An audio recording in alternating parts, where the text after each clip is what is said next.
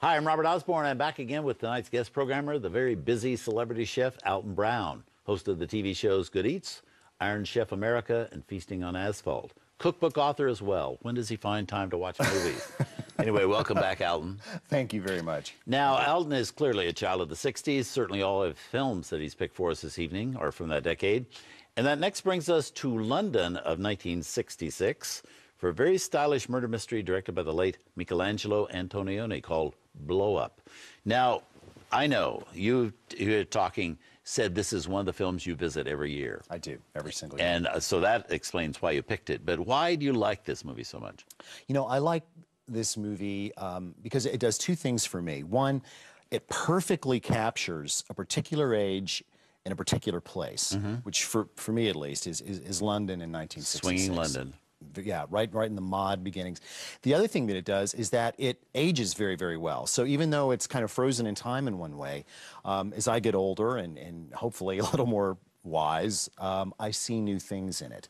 And part of what I believe Antonioni was doing in the film become evident and reveal themselves to me. So it was a great vintage when it was bottled, and then continues to satisfy on every level, from whether it's from the cinematography, which is astounding, certainly for that age, up to the script, to the acting. You know, I used to not really appreciate David Henning's performances, which good. Now I look at it and it's like, gosh, he really was right on it with what he was doing. So it's the best of both worlds for me. It's a film that lives in one place and then in another. Let's talk a little about the cinematography in that film. You know, what struck me and continues to strike me when we look at this film is the use of lenses. When you move into the park sequences, the lens selection changes to more landscape lenses. And it's not even that they're really wide-angle lenses so much as the way the exposures are set. You get just tremendous depth of field. And Antonioni wasn't afraid to play action way in the back of frame.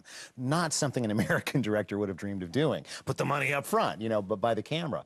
You know, even somebody like, you know, Greg Tolan, of course, who shot Citizen Kane, great fan of depth of field, but always had foreground elements.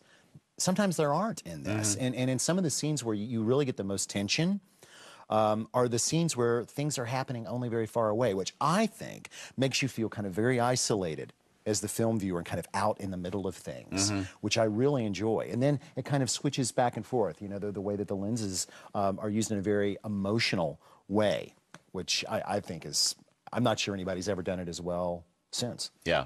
So it does have such legs because you can see it time and time again and get a different film out of it each time. Oh, absolutely. Yeah. And but, I mean, you could do that with a lot of Antonioni films. It's just that I don't think he ever worked in the English language again and getting it that right. Right. You know, Zabriskie Point may be a great film. Well, you say I said may be a great film. I think it's a lousy film. But I don't like it. Now, I think it's important that we have the failures.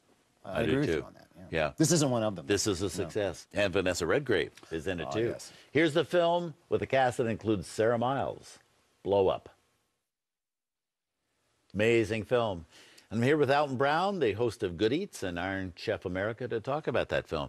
That is such an interesting movie. It can be really accepted on kind of a very basic level as just a murder mystery that's being solved, and then they've got all these then it's got all these other levels mixed in with it. Right. Now, much of this movie is open to interpretation. Do you understand it better now? Did you understand it when you first saw it? Well, do you understand it yet? Maybe another thing that I like about it is that maybe I'm just getting to the point now where I'm putting my meanings onto it, and it's accepting of that. You know, here's a movie about a guy who spends his life chasing ephemera of moment. You know, nothing really matters. Nothing is solid. There's that wonderful scene where he fights for the smashed guitar neck in the nightclub and then gets outside and it's no longer in the moment and drops it on the sidewalk. Nothing has value out of the moment that it's there. And then when he finally does find himself stumbling over something that may have extraordinary meaning, he can't get it. And even in his own art and craft, it is elusive, you know, as these photographs are blown up more and more until eventually the whole thing is simply gone.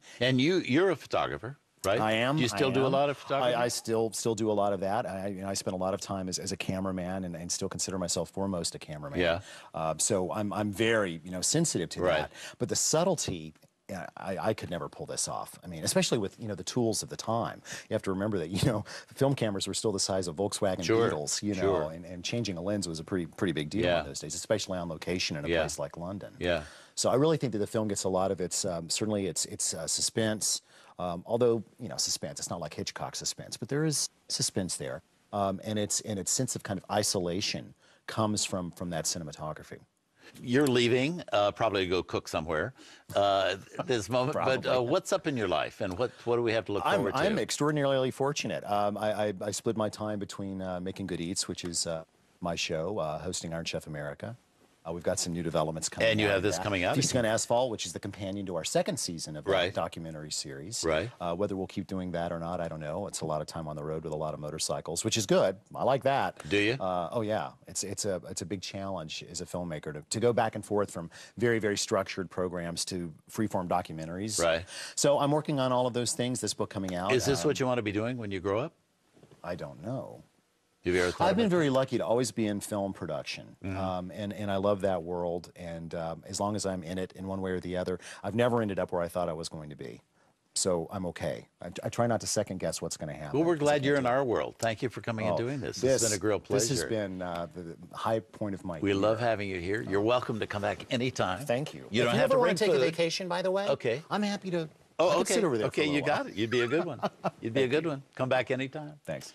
And I hope you'll stay with us because even though Alton is off, as I say, probably to his kitchen, even at this hour, films do not stop here on TCM. And another one is on the way. And like all the films we show on TCM, uncut and commercial free.